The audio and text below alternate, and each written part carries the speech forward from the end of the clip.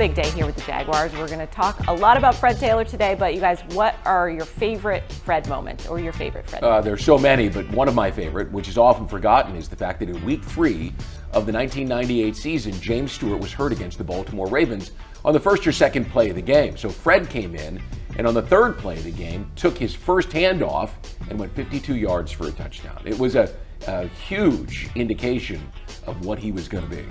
Yeah, there's so many from that year. I was fortunate enough to cover Fred from 98 to 2000. I'm going to go with another moment from his rookie year, the one that Fred has told me often was his favorite. The Jaguars are down against the Bucs out here in one of the great games the Jaguars played in that era. He went, Brian may remember, 70 yards. 70 yards. Off the Buccaneers sideline. Fred had hung out with Warren Sapp that summer. Warren had told him that they were going to get him in that game. Fred really didn't say much. He was a quiet kid, and then Fred danced into the end zone and has always sort of held that over Warren Sapp's head. That's Fred's favorite moment, and it sure stands out to me as well.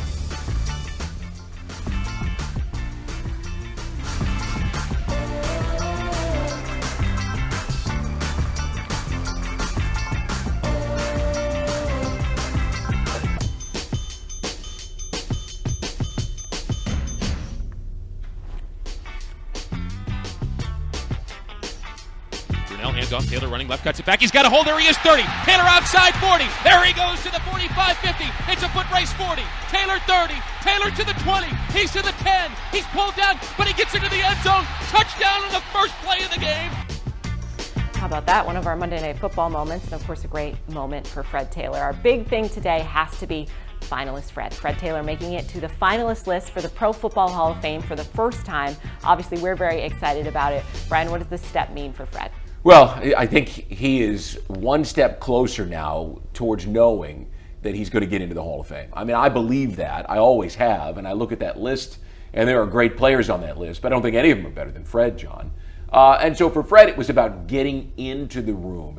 And people could hold it against him that he didn't have as many Pro Bowls as other players, didn't have as many touchdowns as some other players, but he had big moments in big games and on big stages. Remember his 243 yards at Three Rivers Stadium in 2000 and 4 touchdowns against the Pittsburgh Steelers. I mean, he had those kinds of moments. So for Fred, I think this means that he's on the path. Yeah, I think he's getting in. I don't know if it's going to be this year. It's going to be a process, as we all know, and it's a weird process, not always a fair process. But getting in the room is very important in this deal, because when you're not in the final 15, the voters think about you and they look at you, but they don't talk to each other that much about you. There's not as much convincing. And I think once they start, this month will now be about these voters making calls to each other, making calls to people who played, watching. And I've always thought, once the voters go back and start watching Fred's highlights, his big moments, and they see the unbelievable combination of size and strength. It's rare. Maybe O.J. Simpson had it. There's been a few guys in league history who've had his combination of size and strength, not many, and speed. Once they start seeing the highlights, once they start seeing the moves and the moments, I think his status will rise among voters. Maybe not this year, but I think it's a sooner rather than later now for Fred, I hope. So Sam Kuvaris, the longtime sports director at WJXT, Channel 4 here in town, he's the voter who matters now, because he's the guy who's going to have to make the case to all those other voters. Of course, he covered Fred through all those years, and it's going to be up to him, not just by himself. There'll be a lot of people that will be assisting him in putting together the package, the pitch, if you will, to all those other voters. So he's got a lot of work to do. Luckily, he's got a lot to work with Fred Taylor. I was going to say, a lot of the video is definitely going to help out that pitch, because if you watch it, you can see with your own eyes. He was certainly a Hall of Famer. We're going to talk a little bit more about Fred later on in the show, but right now we'll come back to present day for our second big thing, which is, will he or won't he? Trevor Lawrence suffered his 4th injury so far this season. It's an AC sprain in his throwing shoulder. He talked a little bit yesterday about what it's going to take, what his practice schedule is going to be like this week. That's the plan right now. I mean, obviously things can change, but yeah, as of right now, don't plan on doing much today, and we'll see tomorrow. Kind of take it day by day. But yeah, not really going to throw any today, and from there, like I said, it's just, you never know how things are going to heal up and how quickly you're going to recover, but Right now it's still pretty sore and still kind of working through the beginning stages of, getting back. So we'll kind of see how it goes, but that's the plan right now. John, we saw that Trevor was physically at practice. He did not participate in practice. He was out there in shorts, just kind of going through all the game plan and everything. Is this another situation where we won't know until closer to Friday or Saturday whether he's going to play? Well, this one may not know till Sunday. I don't really have a gut on this one. I guess I've guessed and projected so many times this season that it all sort of feels lost now. I think he'll play if capable. If I'm Doug Peterson, I'll go back to what I've said all week, Brian. I would think about the practice time. I would think about the continuity element. Not that Trevor necessarily can't do it, but how much timing does he have with receivers based on the week? Feels like that's been a thing. I would worry about that a little bit, but I kind of think he goes. Well, my gut is that he doesn't, John. And I think if you're around this league for any length of time, you start to look at transactions on Tuesdays and start to read tea leaves. And they went and signed Matt Barkley off of the Giants practice squad. Now, they had to bring him to the active roster, but they could have just elevated E.J. Perry. I mean, if they thought that there was a legitimate chance that Trevor was going to be able to go, you wouldn't. I don't think you would have gone to this trouble to bring in a guy that Doug has some familiarity with. I look at that and I think there's just this is one injury too far down the road, and this is his throwing shoulder. I like to read body language. I listen carefully. I pay attention, and my gut told me yesterday that this is going to be the one that he's not going to be able to go. And they're going to have to try to beat the Carolina Panthers without him this week, and I think they can do that. Keep in mind, this is not just a decision for this year. This is a decision for his offseason. That's his throwing shoulder. And if you want to know what happens when your throwing shoulder AC joint is injured, just look at Anthony Richardson and the surgical procedure that he had for the Colts and his timetable for coming back and being ready to go. So I think they're cautious with this thing, and I just have the sense he's not going this week. But there's no insight other than what I just told you. A gut, 30 years of doing this guy, and reading the tea leaves. We'll try to figure things out. We'll talk it out a little bit as well. Our final big thing today is turnovers. So Trevor has been playing hurt for some time, whether that's him playing hurt or some of the other communication issues. There's been a lot of turnovers, especially the past couple of weeks, and they've hurt this team, and Russ Taylor talked about that yesterday. I think he takes that very personal. He's very accountable. That's one of the things that we really like about Trevor. He understands where his responsibilities lie in terms of protecting the football for this team, and so he takes responsibility of that. Brian, he's accountable. He always owns up to it, but he seems to be making a lot of those mistakes lately, a little bit more than we're used to. Yeah, he leads the NFL over the last 3 years in turnovers, and I wrote this for Quick Thoughts after the game on Sunday. He's kind of approaching Josh Allen territory. Allen's a guy who, since he came into the league in 2018, has led the league in turnovers. Now, Allen has more than made up with it with 97 touchdowns and kept his team in contention. And that's where you hope Trevor gets, that he slows down the rate of turnovers, takes better care of the football. Tom Coughlin, John, always used to have a saying, and he'd say it with a sneer on his face, callous disregard for the football.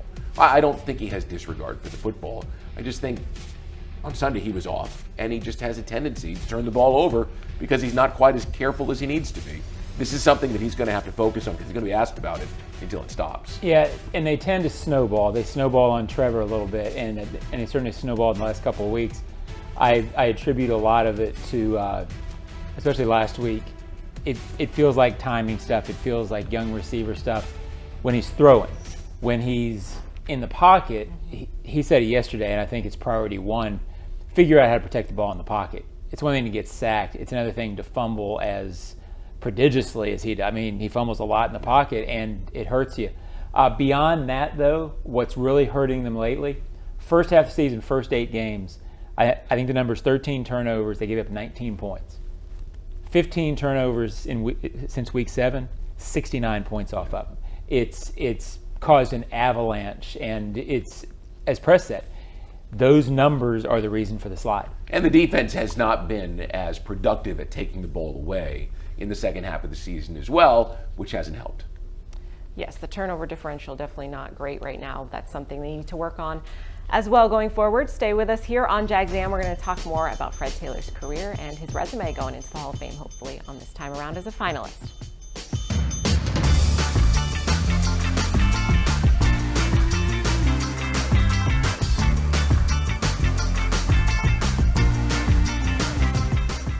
Hello, I'm Dan Fields, and we have some great news.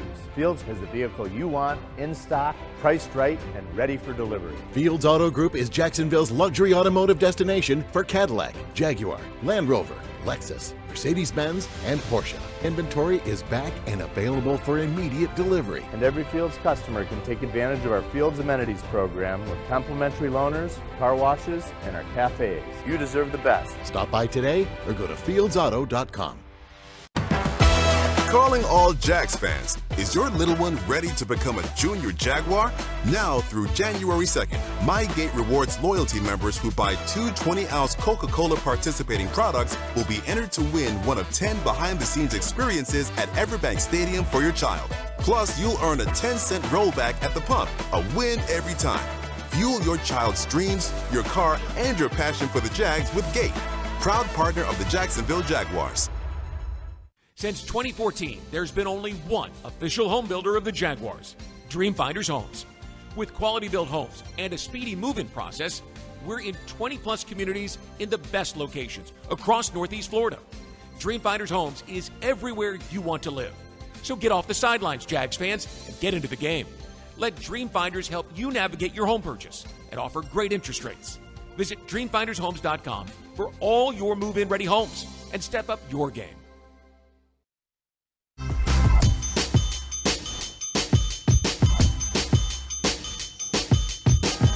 Taylor looking for a seam. There he goes. Fred Taylor breaks a tackle. He's on the run. 10, 5, touchdown, Fred Taylor.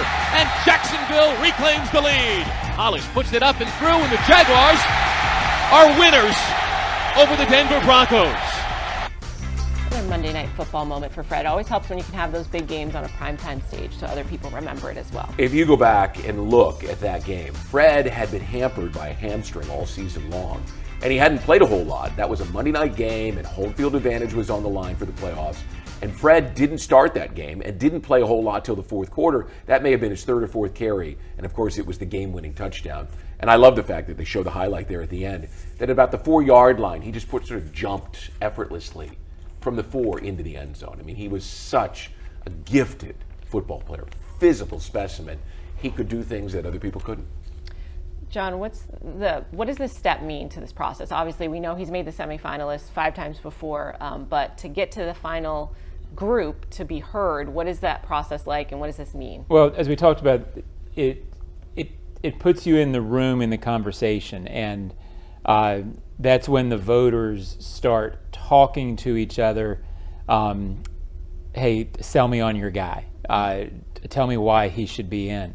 It's when the voters start calling people in their area, in their world that they know, a team president, a scout who scouted this guy, a head coach, a player who played against him, and they start trying to figure out who should be in. One thing that I think fans and observers of the process, when their guy doesn't get in, they get very upset, and it's understandable. I can tell you and they criticize the process. Mm-hmm. There's no great process for the Hall of Fame. There's not another one out there that's better. What I can tell you is it is from knowing the people and being at Super Bowls when I've heard guys talking about this, the voters care about it. They spend a lot of time not with their jobs, but with talking to other people, asking questions, trying to get it right. They all want to get it right. There's 15 guys, as Baselli said multiple times, everybody on the 15 list deserves to be in. So you're talking about, sometimes it's not even the most deserving guy that year, it's how it falls. But there is a process in this that a candidate gains momentum sometimes over years. I thought it happened with Tony. The more he's talked about, then all of a sudden he finishes 12th that year, or 7th. And more voters say, you know what, I didn't vote for him this year, but at some point we got to get him in. And that's sort of the momentum that can build for a guy. And I think that's what will happen with Fred. I'm not sure he gets in this year, but I think once people start talking about him and watching him again, the momentum's going to build for Fred. How many locks did you see on that list? I mean, how many guys do you say, well, he absolutely is going in? I mean, I tell you, Julius Peppers, I thought Dwight Freeney, for sure, Antonio Gates, Andre Johnson. I mean, I can make the case for those guys, but they have to go in. Yeah, I don't know if they, but again, to your point, I think when you mention those guys, I covered Dwight, and I think he's a Hall of Famer. When I looked at the list, I didn't think, boy, he's getting in this year. I covered Reggie, think he's a Hall of Famer, Reggie Wayne. I don't know there's any locks, but I think what might hurt Fred this year is there are a number of guys, and when you talk to committee members, they talk about it. Well, so-and-so's been waiting for a long time. You know, Andre Johnson has been in this process for a while. Reggie Wayne, there's a lot of guys who've been in it for a while. I sense it might be a year where the voters say, okay, we're going to take this year and get some guys in who need to be in, because it shouldn't work that way, right. But that's how it does. At the same time, Fred's the only running back, and there wasn't a running back last year either who got in. There's going to be nobody else at his position that bumps him down. In this process, that kind of thing can matter. Teammates too, right? I mean, you wouldn't think that Dwight Freeney and Reggie would get in the same year. Yeah, probably not. It usually doesn't work that way. And other position groups, but often multiple position groups don't get in. I think he has a chance. I'd be surprised if somebody who's been on the ballot 5 times as a semifinalist sort of races through the process and gets in as a finalist first year. But the other side of that statement is this voting process often surprises you. So it could easily happen. You know, you can go back and look at a lot of different things about Fred. Randy Moss was the Rookie of the Year in 1998. He had 17 touchdowns. Fred had 17 touchdowns as a rookie, and 4 of 60 yards or longer, and some of those were game-winning sorts of plays. I think people have forgotten that in 2000 he had a stretch of 9 consecutive games where he rushed for at least 100 yards. At that time, only Marcus Allen and Barry Sanders had ever done more than that, and since then only Chris Johnson from the Tennessee Titans has done at least 10. So you're putting him in the elite company. I shouldn't say you're putting him. He put himself in elite company with the way that he played. I would put, that's the last time I covered Fred, was 2000. The streak that Brian talked about. It was a Jaguars team that year that was falling off of what they had been. Right. I would put that year up with the 49 touchdown season that I covered of Manning as the 2 most impressive years. Maybe throw Maurice's rushing title because of what he did when he had no help around him. But 2011. His year that year, 9 straight 100-yard games. And I forget the stat. I knew it when I was with the TU. An unbelievable number of 40-yard runs mixed in with that. His ability to break the long run in a league where that's hard to do because of the speed and size of defenses. I mean, he's a Hall of Famer to me at some point. He once was aggravated with me because he heard me say that I thought he was the best 1-yard back in football.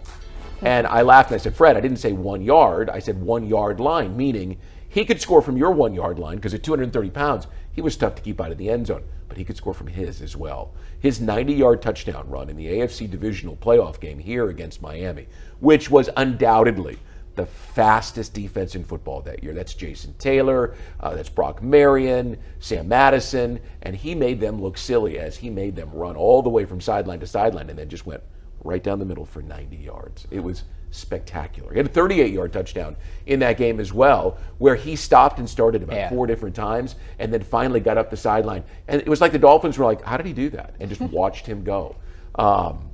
It was breathtaking. And I have to tell you a quick story. In 1998, Tom Coughlin was really in on Curtis Enos, the big running back from Penn State. He really wanted that big bruising guy. It reminded him of O.J. Anderson, who played with him at the New York Giants. But Fred's pro day was held on a Wednesday. And I had gotten word, back then there was no internet or social media, I'd gotten word from some scouting buddies that Fred had run really fast.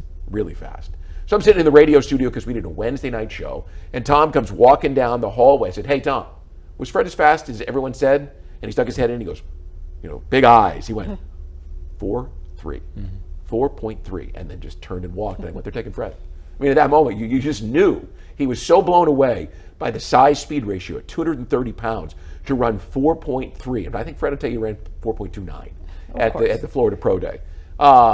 It was obvious. And Curtis Enos never did turn into a great back. He had knee problems, and Fred is a Hall of Famer. Here's what's remarkable about the 4.29. I was actually there, and it's one of the few times at a pro day that you heard scouts, whoa, and it was across the field, but you heard a collective whoa.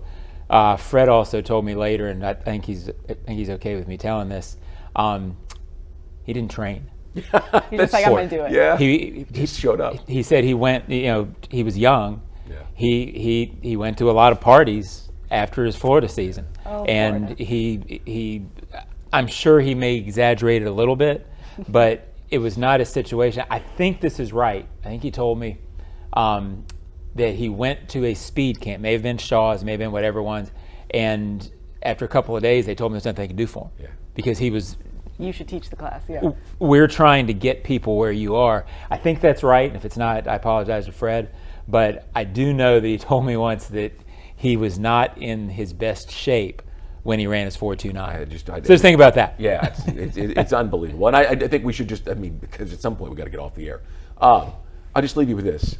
Fred showed up in 1998 on a Suzuki Samurai, right? On a rocket. Okay. And he had the gold teeth in, and he was always had a bag of Burger King or something. He was just this brash, just like, show up and run.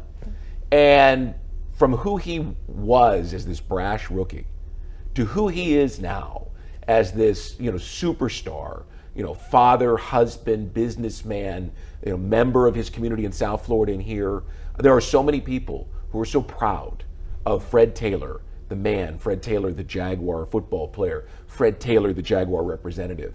It was an incredible journey. He lost a lot of money. His wife, Andy, helped him get it back with Drew Rosenhaus. His story is one of always overcoming the circumstances, whether it was being from Belgrade, Florida, or he had an unfortunate incident with a backpack when he was a freshman at the University of Florida, or whether it was, his diet or his hamstring or the money that he lost. And he never let no define him, ever. And so I don't expect that the Hall of Fame will be able to tell him no either. He is truly somebody that I am proud to know. Very cool.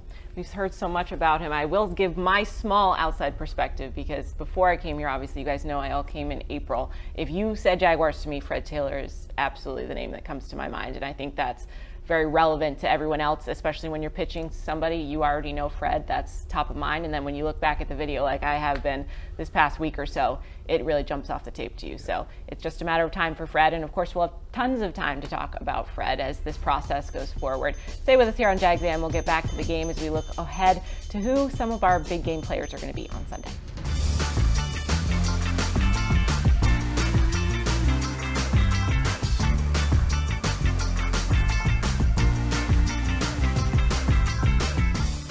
Hello, I'm Dan Fields, and we have some great news.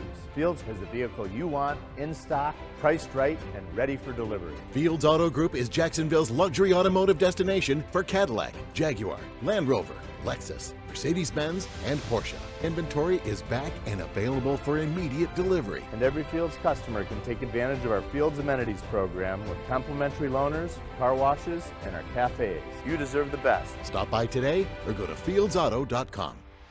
Since 2014, there's been only one official home builder of the Jaguars, Dreamfinders Homes. With quality-built homes and a speedy move-in process, we're in 20-plus communities in the best locations across Northeast Florida. Dreamfinders Homes is everywhere you want to live. So get off the sidelines, Jags fans, and get into the game.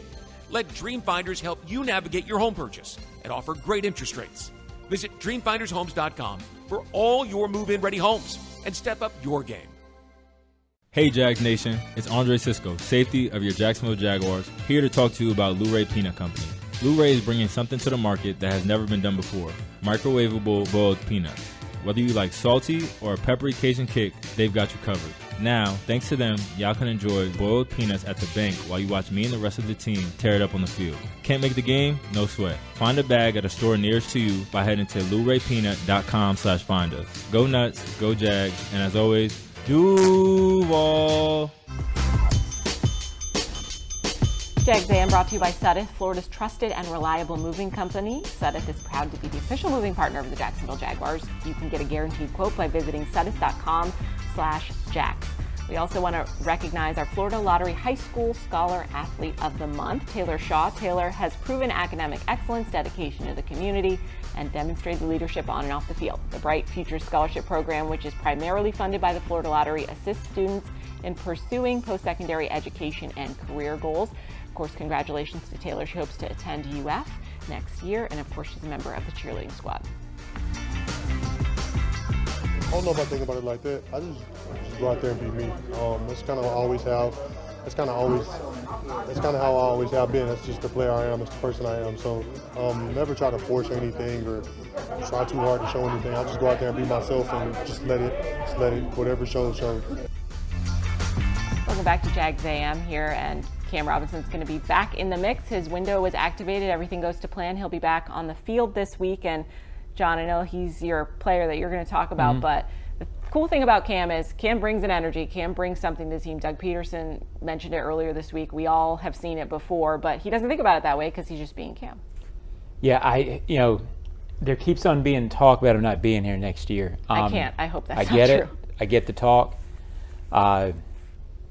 They need that guy. Yeah. I mean, I get everything else, but I don't want to see that guy walking out of the locker room. So, and I'm gonna go. Are you ready for it? Are you ready? Something needs to happen around here. Something needs to change. I'm gonna blow your mind here. All right. He won't. Now he will first. He won't, Brian. Oh, we're out of sorts. He won't stay on IR this week. He'll be activated. Yeah. He will play, and he will bring the energy that we're talking about. There's something about this team when he plays. I think they're 6-1 with him, 2-6 without. I mean, whatever it is, they're much better with him than without him. And I can't say that he's going to make them a great running team, but he might make them better enough for them to function in the offense better than they have been. So I'm sorry. So that was off script. Won't, he will, he might. Yeah. All right. We'll That's rebrand right. it next week. You're a right. trendsetter. That's the kind of guy I am. Yeah. Oh no. Yeah, we do know. Don't We absolutely know. Don't tell me to stay in the box. I was one of those people who thought that Cam Robinson's salary cap number, he's an $18.75 million savings, and with all the players that they had to sign, I thought he was going to end up being a salary cap casualty, especially with Walker Little. But Little hasn't played as well as Cam Robinson, and all of a sudden, a bunch of these guys who you thought you were going to pay haven't met that standard, and you probably don't have to go out and pay. So my sense now is you're keeping Cam Robinson. You may ask him to renegotiate a little bit, but if I'm him, I say, yeah, I'll stand on my number. Yeah, there's just certain guys, right? Like you look at him, you see him talking there. He plays like a man out there. Yeah, he does. It'll be a loss in several different ways. And he is the ass kicker that you need on the offensive line. You got to have one of those guys, and he's it. He's the me of the locker room. Oh. I love it. Who are you going with, Brian? I'm going with Trayvon Walker. Did you know that Trayvon Walker has more sacks than Aiden Hutchinson now? Right? Just in case you're wondering, and one of those people that thought that Aiden Hutchinson was a better football player, Trayvon Walker is a terrific football player, and he is coming on strong, and he will keep that going this week. I don't know. He won't get 3 sacks necessarily in the next 2 games, but he might approach that 10-sack number, which seems to be the barometer for people believing in players. I know this. This defense would not be as good without him. He is a dominant player on his side of the line, and he is learning how to pass rush. And the way he finished that sack against the Ravens, and Lamar Jackson told me everything I needed to see. He's always right there. He's still learning the moves, right? He always is right there. He's got to figure a couple things out. But it looks to me, John, like he might be figuring those things out. So it was he will, he won't, he might for me. You kind of stuck to the script. But that's you. I mean, I'm more of a rebel. You're wild.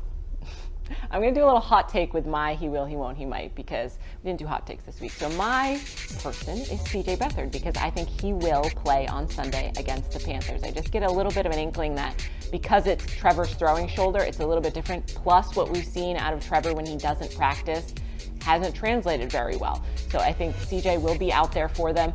And he won't be challenging anybody for the starting job. I don't think he's taking a job from Trevor, but he might impress you a little bit with his connections. As we've mentioned, a lot of the starting wide receivers are out. We don't know if Zay Jones is going to be available. Christian Kirk, obviously out for quite some time. But when you see a Parker Washington, when you see a Cooks out there, when you see even he's got a little bit of chemistry with Calvin Ridley as well, you might be surprised at what CJ is able to do with this offense. And it kind of is a little bit different in the terms of, obviously you don't have the talent that Trevor brings to the field, not saying that whatsoever, but CJ has a way of setting things up for the wide receivers to make those plays, and when you get it to Calvin, then Calvin can do what he does. I think that might be interesting to see if they give some significant time to CJ when he starts this game. And you're right. Besides the shoulder, he's the guy who's getting the significant reps on the practice field with guys like Washington, with Elijah Cooks, with Tim Jones. These guys who are going to have to contribute. He's out there getting the reps in. Trevor's not. So I get the talent. There's no doubt. I mean, one was the #1 overall pick in the draft for a reason. But this week, it just seems to me like you're right. Especially when you take on the Panthers, not to discount the Panthers because they're playing better than the Jaguars are right now, but this seems like a game where this can be done. And with a good practice week, this is something that can definitely happen. Stay with us here on Jags A.M. We always appreciate you joining us, and we'll be right back as we look forward to that game on Sunday.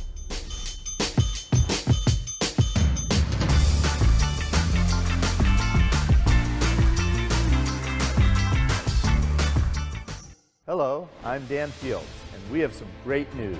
Fields has the vehicle you want, in stock, priced right, and ready for delivery. Fields Auto Group is Jacksonville's luxury automotive destination for Cadillac, Jaguar, Land Rover, Lexus, Mercedes-Benz, and Porsche. Inventory is back and available for immediate delivery. And every Fields customer can take advantage of our Fields Amenities program with complimentary loaners, car washes, and our cafes. You deserve the best. Stop by today or go to fieldsauto.com.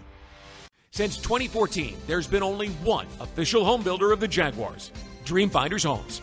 With quality-built homes and a speedy move-in process, we're in 20-plus communities in the best locations across Northeast Florida.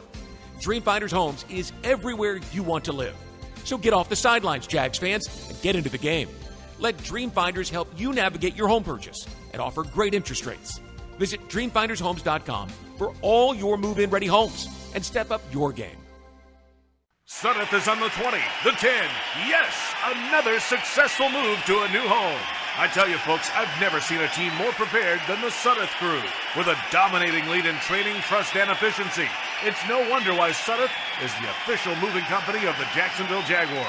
For the past 100 years, Sudeth has provided local, long-distance, and international moving services in Jags. While the Jags are moving the chains on game day, Sudeth is helping you on moving day. Visit Sudeth.com/Jags for a guaranteed quote. Jags fans, if you want customized Jaguars furniture for your home, check out zipchair.com to browse all the customizable options. ZipChair is furniture made for fans. This Sunday's game against the Panthers is brought to you by Johnson & Johnson, the makers of AccuView brand contact lenses, making vision possible. Proudly based in Jacksonville, you can visit jjvision.com. Let's go, let's go, let's go, let's go!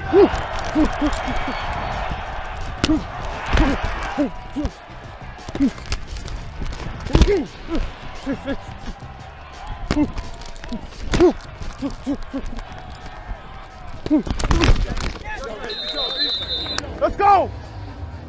Let's go! Let's go! Let's go! A lot of urgency from Evan Ingram. You know, he's been a big target as he approaches that all-time catches. I know Jimmy Smith has the numbers, but Evan's getting up there, and it's impressive for a tight end to be able to do that as well.